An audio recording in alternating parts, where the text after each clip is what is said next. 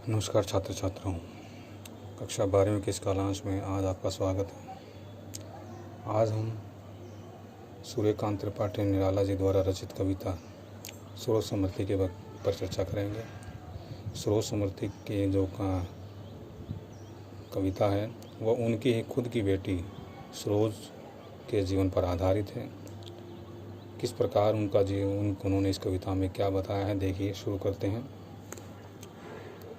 कि देखा विवाह आमूल नवल, देखा विवाह आमूल नवल, तुझ पर शुभ पड़ा कलश का जल। देखिए, कहते हैं कि यहाँ कवि निराला जी को अपनी बेटी सरोज के प्रति अत्यधिक लगाव था और इस अत्यधिक लगाव के कारण उनके मन में सरोज के प्रति एक विशेष लगाव, प्रेम, स्नेह, कुछ भी कह सकते हैं, जो कि हर बाप का एक बेटी के प्रति होता है, उसको दिखाने की कोशिश की है और कहा है कि तुम्हारी अचानक मृत्यु से, असामयिक मृत्यु से, अचानक मृत्यु से मैं टूट चुका हूँ और अब इन हालात में मुझे वो दृश्य याद आ रहा है जब तुम्हारा विवाह हो रहा था। अर्थात सरोज उनकी बेटी का ही नाम है और उसकी अचानक मृत्यु हो गई थी। उसकी मृत्यु के बाद कवि निराला जी उसके विवाह के दृश्य को याद करते हुए कहते हैं कि मैं इस दृश्य को देखकर, याद करके बहुत ही दुखी हो रहा हूँ। देखा विवाह आमूल नवल, कि देखा विवाह आमूल नवल, देखा मीन देखना, विवाह मीन विवाह, आमूल मीन पूरी तरीके से, नवल मीन नया रूप। यानी कवि यहाँ पर क्या कहते हैं, देखिए कि इस विपरीत हालात में कवि दुखी होकर कहते हैं कि मुझे तुम्हारे विवाह के क्षणों को याद कर रहा हूँ और तेरा विवाह बिल्कुल नए रूप में मैं देख रहा हूँ। अर्थात इस समय कवि अपनी बेटी को याद करते हुए कहते हैं कि मुझे इस समय तेरे विवाह का दृश्य याद आ रहा है और तेरा विवाह बिल्कुल एक नए रूप में मैं देख रहा हूँ। और तेरे विवाह में क्या हो रहा, देखिए दूसरी पंक्ति में, देखिए कि तुझ पर शुभ पड़ा कलश का जल, देखती मुझे तू हंसी मंद, कि मुझे तेरा वो दृश्य, तेरे विवाह का दृश्य याद आ रहा है और इस विवाह के दृश्य में जो पंडित थे, जो जो फेरे वगैरह दिलवा रहे थे, मंत्र पढ़ रहे थे, वो तुझ पर शुभ जल यानी जो कलश था, घड़ा था, उसमें से शुभ जल की जो बूंदें थी, छींटे थी, वो तुझ पर छिटका रहे थे और तू मंद मंद हंसी से मुझे देख रही थी। अर्थात मुझे देखते हुए तू मुस्करा रही थी, हंस रही थी। होठों में बिजली फंसी स्पंद मीन एक अचंभित करने वाले। और जब तेरे यानी कि तुझ पर शुभ जल का छिड़काव किया जा रहा था तो तू धीरे धीरे हंस रही थी और तेरे होठों पर बिजली जैसी कंपन थी। स्पंद का मतलब हम कंपन कहेंगे। यानी कि जब तुझ पर वो पानी छिटका जा रहा था तो धीरे धीरे मुस्कुरा रही थी और तेरे होठों पर बिजली की एक स्पंद थी, एक कंपन थी। अर्थात तेरे होठ जो थे वो बिजली की तरह कांप रहे थे और तेरे हृदय में प्रियतम की सुंदर छवि झूल रही थी, जिसे अभिव्यक्त करना तेरे लिए संभव नहीं था, लेकिन वह अभिव्यक्ति तेरे श्रृंगार के माध्यम से अभिव्यक्त हो रही थी। अर्थात जो तेरे क्या नाम है, श्रृंगार था, उसके द्वारा अभिव्यक्त हो रहा था कि इस विवाह से तू कितनी खुश थी। आगे देखिए, और में पड़ी झूली छवि सुंदर, प्रिय की अशब्द श्रृंगाल मुखर। यानी कि तेरे हृदय में इस विवाह के कारण जो खुशी थी और प्रियतम से मिलने की जो एक असीम अभिव्यक्ति थी, एक असीम आनंद की प्राप्ति होने वाली थी। अर्थात तू इस विवाह से खुश थी और इस खुशी की जो चमक थी वो तेरे चेहरे पर देखी जा सकती थी। उसको शब्दों के द्वारा बयां करना मुश्किल है, लेकिन इस अभिव्यक्ति को जो तेरा श्रृंगार था, जो तेरे चेहरे की चमक थी, वो बिल्कुल अभिव्यक्त कर रही थी। तू खुली एक उच्छ्वास संग विश्वास तब बंद अंग अंग। और तेरे आँखों में एक विशेष प्रकार की चमक थी, तेरे आँखों में विशेष प्रकार की चमक थी, तेरे जो झुके हुए नेत्रों में प्रकाश फैल रहा था और तेरे होठ काँप रहे थे, तेरे होठ काँप रहे थे और तेरी आंखें झुकी हुई थी और तेरे चेहरे पर एक विशेष प्रकार का प्रकाश था। अर्थात तू यही दिखाना चाहती थी कि तेरा जो मन है वो किस प्रकार इससे खुश है। तू खुली उच्छ्वास संग और तू हवा के झोंके के समान, तू हवा के झोंके के समान उड़ती जा रही थी। विश्वास तब बंद अंग अंग। और तेरा जो विश्वास था, जो तेरी शारीरिक भंगिमाएँ थी वो विश्वसनीय थी, तो अर्थात तो पूरी तेरे विश्वास से भरी हुई थी और तेरे मन में एक खुशी उल्लास पूर्वक था, उल्लास मन में छाया हुआ था। और तेरी आँखों में एक विशेष प्रकार का प्रकाश था, तेरी आँखें झुकी हुई थी, तेरी उन आँखों में विशेष प्रकार का प्रकाश था, एक चमक थी। और तेरे होंठ जो थे वो धीरे धीरे काँप रहे थे। इसी दौरान मैंने देखा वह मूर्ति दिथी मेरे वसंत की प्रथम गीता। आगे कहते हैं, इस दौरान मैंने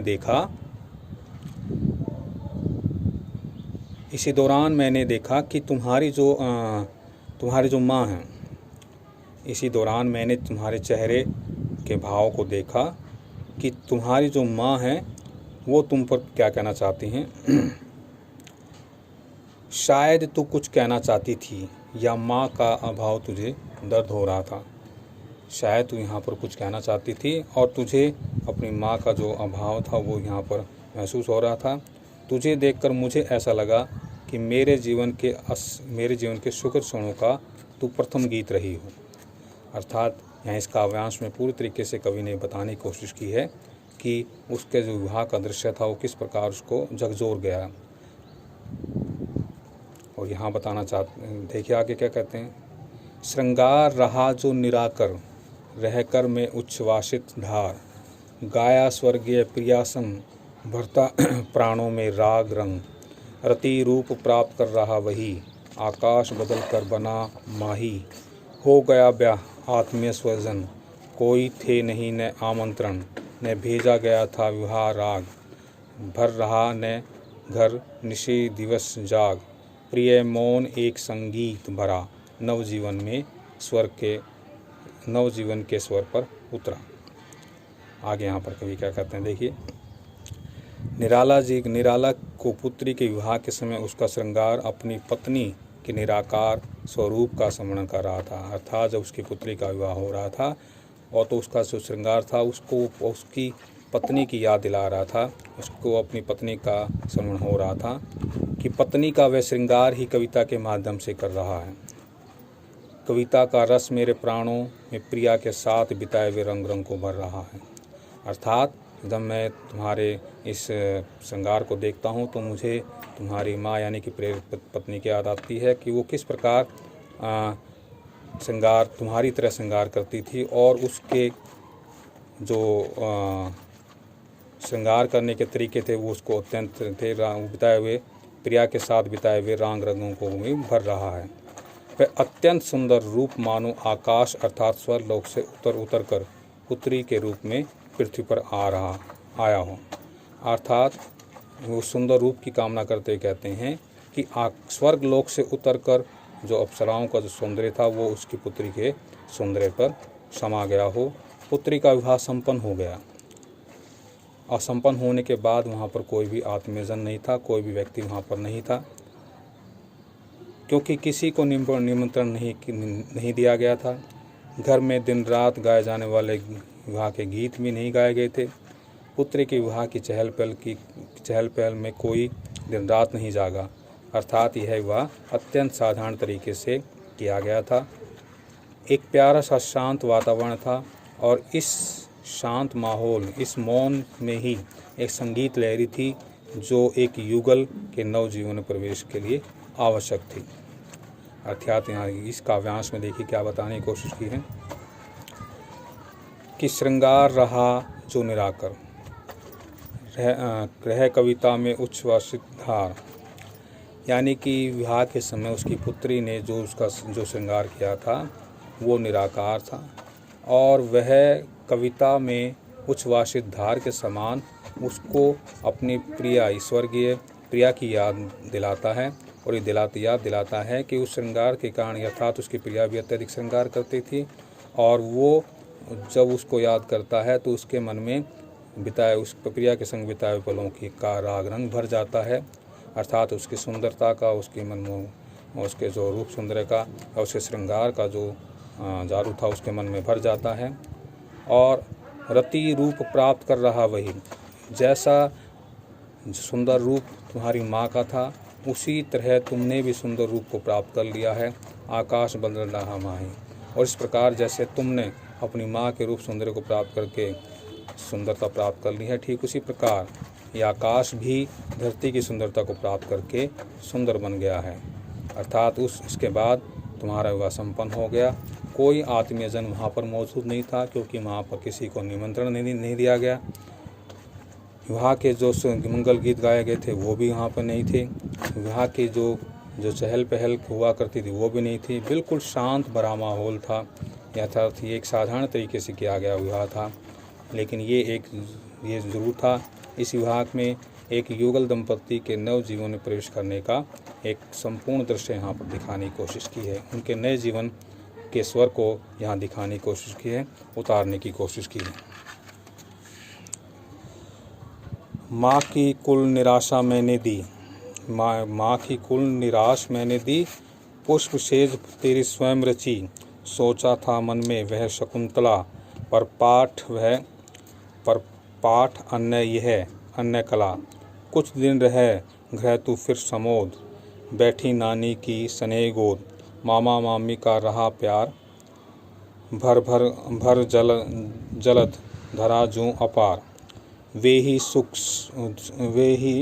सुख दुख में रहे न्यस्त, तेरे हित सदा समस्त व्यस्त, वह लता वही की जहाँ कली, तू खिली स्नेह से हिली पली, अंत भी उसी गोद में शरण ली, मूंदे दृग वर महारण।